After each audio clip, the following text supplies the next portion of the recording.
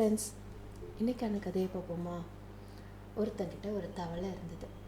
அந்த தவளைக்கு அவன் தாவுன்னு சொன்னால் தாவுறதுக்கு பழக்கி வச்சிருந்தான்.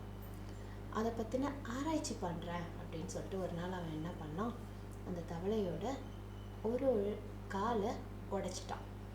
ஒரு காலை உடைச்சிட்டு இப்போ தாவு அப்படின்னு சொல்லியிருக்கான். அந்த தவளை வலியோடையே தாவி இருக்கு.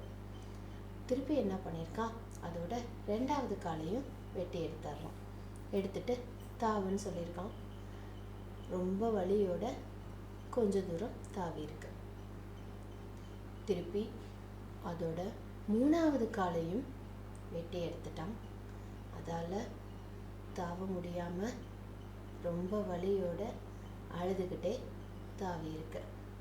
கடைசியாக அதுக்கு இருந்த 4வது காலையும் வெட்டி எடுத்துட்டு தாவுன்னு சொன்னானாம். நகர முடியாத தவளை ரொம்ப பரிதாபமாக படுத்துடுச்சு. மறுபடியும் தாவு தாவு தாவுன்னு கத்திக்கிட்டே இருந்திருக்கான். ஆனால் தவளையாலேயோ அசையவே முடியல. அவன் அப்பாடா, என் ஆராய்ச்சிக்கு முடிவு கிடச்சிருச்சு அப்படின்னு ஆராய்ச்சியோட முடிவா என்ன எழுதுனான் தெரியுமா? தவளைக்கு 4 காலையும் வெட்டிட்டா காது கேட்காது அப்படின்னு எழுதினானோ. இப்படி தான் நிறையா பேரோட புரிதல்கள் இருக்கு. இந்த வாழ்க்கையை பற்றின புரிதல்கள் சரியாக இல்லாத பட்சத்தில் இப்படி தான் போகும். இந்த கதை உங்களுக்கு பிடிச்சிருக்கோன்னு நினைக்கிறேன். பிடிச்சிருந்ததுன்னா லைக் பண்ணுங்கள், ஷேர் பண்ணுங்கள்.